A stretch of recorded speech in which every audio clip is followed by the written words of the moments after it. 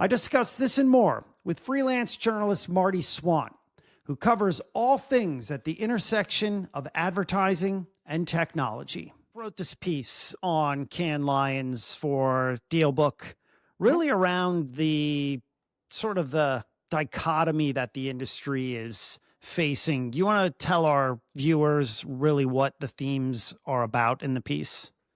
Yeah, sure. So essentially, it's interesting. I've covered this intersection of AI and advertising for the last decade. Going back to a lot of stuff that IBM was doing a decade ago with a lot of natural language processing and whatnot. And as we know, the generative AI boom the last 3 years has really, on the one hand, caused a lot of people to be interested in what technology can do. On the other hand, people wondering if it'll stick, if it won't. But we've really, the last year or so, really the last 6 months, have seen this